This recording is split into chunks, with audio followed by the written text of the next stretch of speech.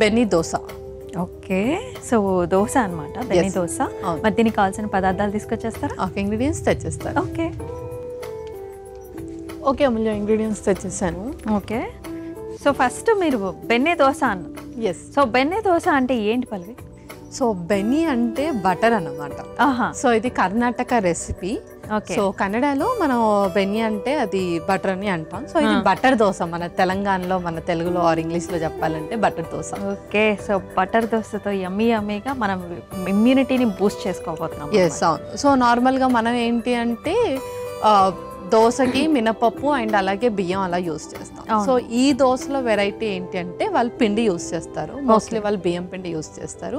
మనం దాన్ని హెల్తీగా రీప్లేస్ చేయడానికి జొన్న పిండి యూస్ చేస్తున్నాం. జొన్న పిండి, సో జొన్న పిండి అలాగే మినపప్పు ఉడికించి నానబెట్టుకున్న మినపప్పు, మురుమురా కూడా యూస్ చేస్తాం. మరుమురాలు, ఇంకా మనకి బ్రౌన్ రైస్.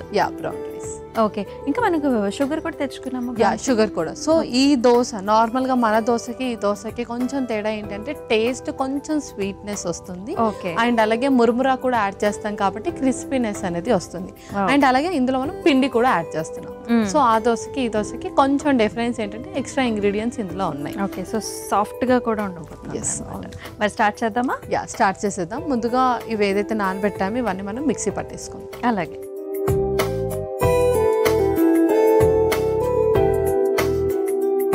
సో ఫస్ట్ ఒక స్పూన్ ముందుగా నానబెట్టుకున్న మురుమురా వేసేసుకుందాం.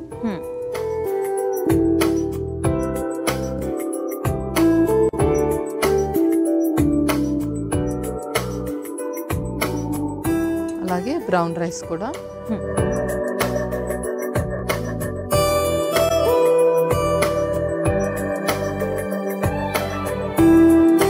నెక్స్ట్ మినపప్పు కూడా వేసుకుంటున్నాం. మినపప్పు అండ్ అలాగే బియ్యం వచ్చేసి ఈక్వల్ ప్రపోర్షన్స్ లో యూస్ చేయాలి. ఇది 1 కప్ తీసుకుంటే అది కూడా 1 కప్. ముర్మురా వచ్చేసి జస్ట్ మనం క్రిస్పీనెస్ కోసం యాడ్ చేస్తున్నాం కాబట్టి 1 or 2 స్పూన్స్, అంటే అందులో హాఫ్ కానీ 1/4 కానీ ఇంక్లూడ్ చేసుకోవాలి. మరి జొన్నపిండి? సో జొన్నపిండి మనం లాస్ట్కి ఇంక్లూడ్ చేస్తున్నాం. సో కావాలంటే అది మనం ఎక్కువ కూడా ఇంక్లూడ్ చేసేసుకోవచ్చు, లేదంటే కొంచెం అయినా పర్వాలేదు. సో అది బేసిక్గా మన ఆప్షనల్, మనం ఎంత కావాలంటే అంత కూడా వేసుకోవచ్చు. సో ఎవరికైతే కొంచెం ఫైబర్ ఎక్కువగా కావాలి అనుకున్న వాళ్ళు ఎక్కువగా ఇంక్లూడ్ చేసుకోవచ్చు. లేదు అని అంటే మనం ఎంతైతే మినపప్పు ఇంక్లూడ్ చేస్తున్నాం అంటే 1 కప్ అలా ఇంక్లూడ్ చేస్తున్నామో అంతే 1 కప్ ఆఫ్ జొన్నపిండి కూడా వేసుకోవచ్చు. సో హెల్తీ పరంగా మన ఇష్టం తగ్గట్టుగా వేసుకోవచ్చు. ఓకే. అండ్ కొన్ని మెంతులు, ఆల్రెడీ నానబెట్టిన మెంతులు, కొంచెం బ్రౌన్ షుగర్ చాలా లైట్గా, అలాగే కొంచెం ఉప్పు కూడా.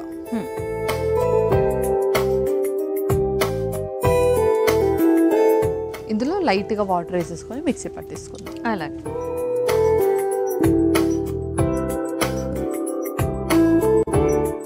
సరిపోతుంది.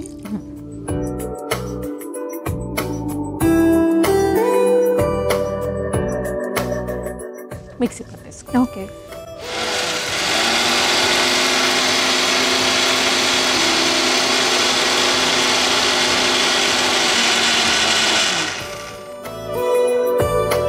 ఇప్పుడు ఒక మిక్సింగ్ బౌల్ కూడా. ఓకే.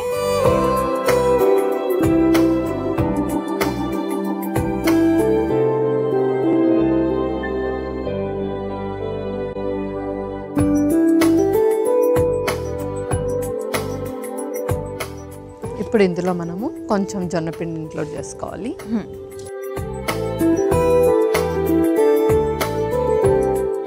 నేను 2 టేబుల్ స్పూన్స్ యాడ్ చేస్తున్నాను. అలాగే కొంచెం బేకింగ్ సోడా కూడా. అంటే ఇప్పుడు ఈ పిండిని పులియబెట్టుకునే వాళ్ళు షుగర్ కూడా వేసుకున్నాం కాబట్టి పులియబెట్టుకోవచ్చా? సో షుగర్ మనం అప్పుడు లాస్ట్కి వేసేస్తాం. సో మనం ఇన్స్టెంట్గా చేసేసుకుంటున్నాం కాబట్టి షుగర్ వేసేసుకుంటున్నాం. సో ఎవరైతే దీన్ని ఫార్మెంట్ చేయాలని అనుకుంటారో వాళ్ళు షుగర్ లాస్ట్కి, ఇప్పుడు ఎప్పుడైతే జొన్నపిండి యాడ్ చేస్తున్నామో అప్పుడే షుగర్ కూడా యాడ్ చేసుకోవచ్చు. ఓకే. సో స్టవ్ వెలిగించిన? స్టవ్ వెలిగించేసేయండి మీరు. ఓకే.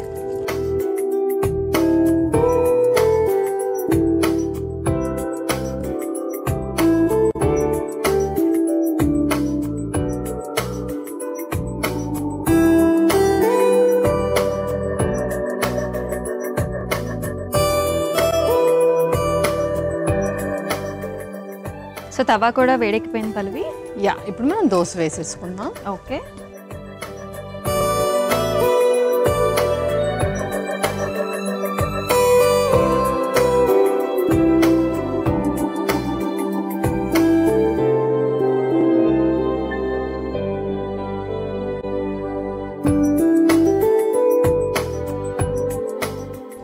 సో మన బెన్నె దోశ స్పెషల్ బటర్ కాబట్టి యా, సో కొంచెం బటర్ ఇప్పుడు దీని మీద యాడ్ చేసేస్తున్నాం. Okay.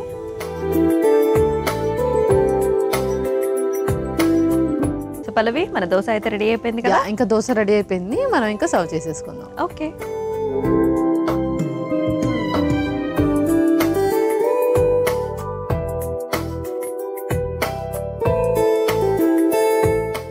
So benne dosa ready అయిపోయింది. ఓకే.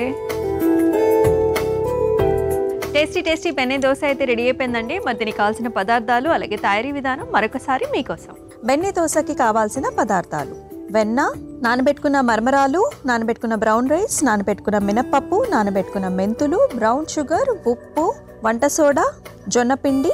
బెన్నె దోశ తయారు చేసుకునే విధానం: ముందుగా ఒక మిక్సీ జార్లో నానబెట్టుకున్న మరమరాలు, నానబెట్టుకున్న బ్రౌన్ రైస్, నానబెట్టుకున్న మినపప్పు, నానబెట్టిన మెంతులు, బ్రౌన్ షుగర్, ఉప్పు, సరిపడా నీళ్లు పోసి మిక్సీ పట్టుకొని ఒక మిక్సింగ్ బౌల్లోకి తీసుకొని అందులో జొన్నపిండి, వంట సోడా వేసి ఉండలేకుండా కలుపుకోవాలి. ఇప్పుడు స్టవ్ వెలిగించి తవ్వ వేడి చేసుకుని సిద్ధం చేసుకున్న పిండిని దోశలాగా వేసుకుని వెన్నతో రెండు వైపులా కాల్చుకొని సర్వింగ్ ప్లేట్లోకి తీసుకుని సర్వ్ చేసుకుంటే బెన్నె దోశ రెడీ.